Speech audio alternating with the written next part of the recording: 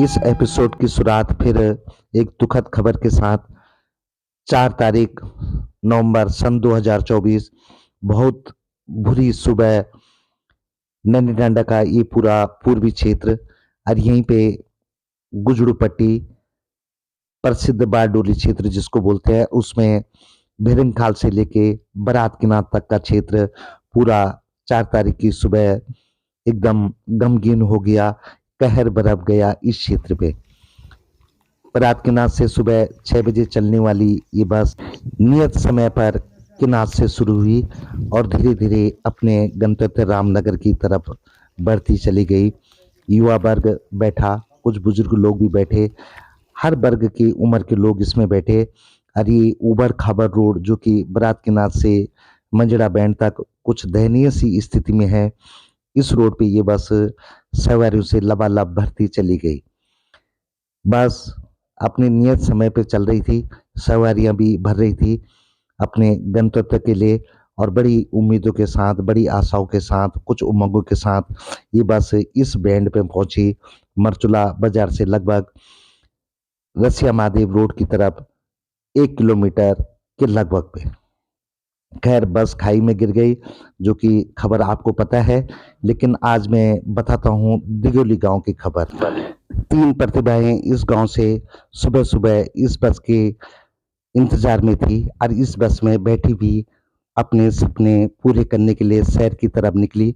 उनमें से एक के विषय में आपको जानकारी देता हूँ क्योंकि एक प्रतिभावान युवक आचार्य ब्रजमोहन मेंदोलिया जी और उनकी धर्मपत्नी बिमला देवी व हेमलता देवी जी की दूसरी संतान सिद्धि विनायक मेंदोलिया भी हमारे बीच में रहे। सिद्धि विनायक मेंदोलिया से पहले एक बड़ी दीदी हैं, उसके बाद सिद्धि विनायक मेंदोलिया और फिर उसके बाद छोटे भाई तदर्थ मेंदोलिया है। प्रतिभावान सिद्धि विनायक मेंदोलिया जी का रामलीला से बड़ा संबंध रहा।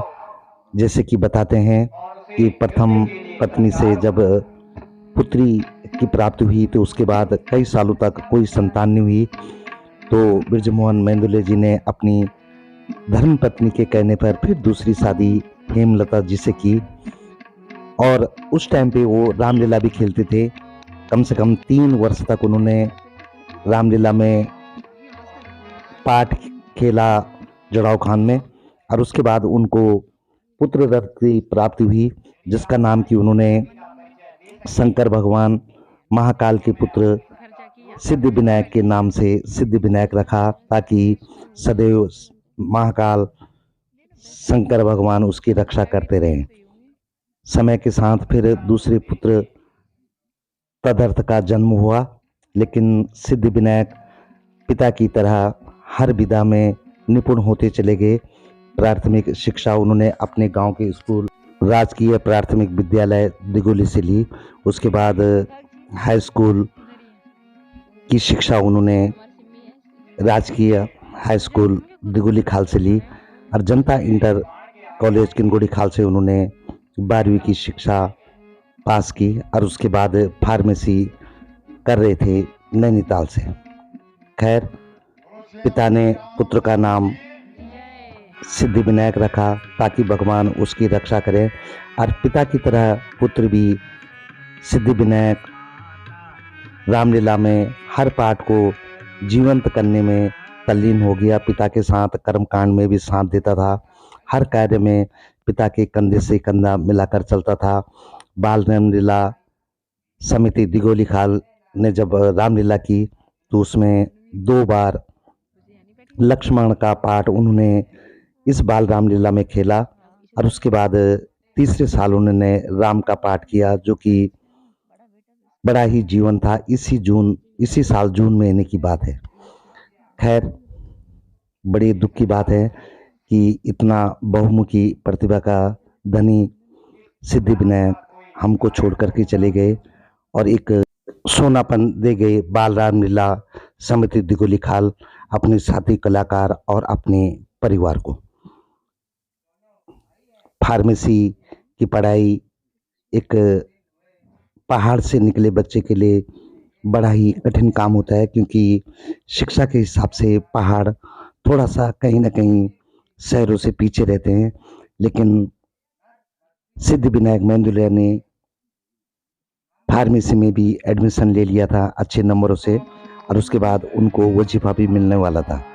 ख़ैर, सब धरा का धरा रह गया, एक सपना टूट गया, और रामलीला में राम और लक्ष्मण जैसे पात्रों को जीवंत करने वाला ये कलाकार आचार्य बिरजू मोहन, जो उनके पिताजी हैं, उनके कंधे से कंधे मिलाकर हर कार्य में उनकी मदद करने वाला ये बालक सदैव के लिए काल के गाल में समा गया।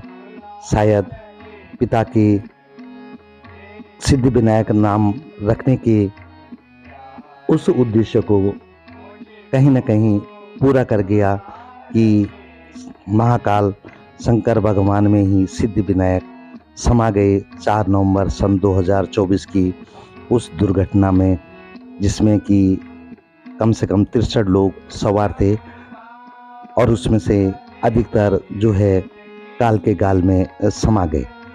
नमन, श्रद्धांजलि सिद्धिविनायक को, एक अपूर्णीय क्षति परिवार के लिए भी, तो साथ ही कलाकारों के लिए भी और क्षेत्र के लिए भी, क्योंकि इस दुर्घटना में ज़्यादातर नवयुवा थे, जो कोई इंजीनियरिंग कर रहे थे तो कोई फार्मेसी कर रहे थे, और सुबह-सुबह अपने कॉलेजों को में जाने के लिए तत्पर होकर के उठ करके चल दिए थे।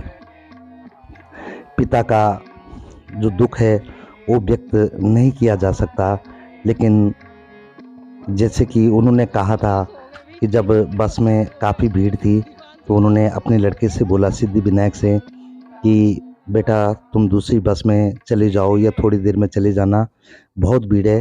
तो सिद्धिविनायक के ये शब्द आज भी बिरजू मोहन मेंदुलिया जी को कचोट रहे हैं कि भीड़ तो आपके लिए है, हमारे लिए कोई भीड़ नहीं है। बस दुर्घटना में सरकार की तरफ से मुआवजा भी दिया गया, लेकिन ये जो युवा पीढ़ी थी जिनकी आप तस्वीरें देख रहे हैं, मियाँ बीबी की या बाप बेटे की, ये एक सूनापन कर गए अपने गांव में, अपने घरों में, हमेशा के लिए एक यादें ऐसी छोड़ गए कि जो एक अपूर्णीय स्थिति है, और जिसे कभी पूर्ण नहीं किया जा सकता। इसमें भी कोई शक नहीं है, परिवार के परिवार पूरी क्षेत्र में इस त्रासदी से दुखी हैं, और ये त्रासदी बहुत बड़ी त्रासदी बनकर क्षेत्र के लिए हुई। राम लक्ष्मण का पाठ खेलने वाले कलाकार सिद्धिविनायक हमारे बीच में नहीं रहे। ये सेल्फी जो परिवार के साथ ली है, या बात करें हम सिद्धिविनायक के पिताजी बिरजू मोहन मेंदुलिया जी की, या माता हेमलता मेंदुलिया की, उनके लिए ये सेल्फियाँ अब बस एक यादगार बन के रह गई। लोगों के साथ राम लक्ष्मण के रूप में सेल्फी, दोस्तों के साथ, रामलीला के कलाकारों के साथ सेल्फी, ये सेल्फियाँ, ये चित्र एक याद बन गए सिद्धिविनायक मेंदुलिया की, जो सदैव इनके साथ रहेगी। और हम हर रामलीला में या हर उस अच्छे पल में जब उन्होंने कुछ बढ़िया किया था, वो दोबारा करेंगे, तो वो सदैव हमारे साथ बने रहेंगे, मन में बने रहेंगे, हृदय में बने रहेंगे। दुखद घटना का दुख व्यक्त करना बड़ा दुखद हो जाता है जब सिद्धिविनायक जैसी प्रतिभाएं हमें छोड़ करके चली जाती हैं। बाल रामलीला समिति दिगोली खाल के एक प्रतिभावान कलाकार हमारे बीच से सदैव के लिए चले गए। विनम्र श्रद्धांजलि सिद्धिविनायक।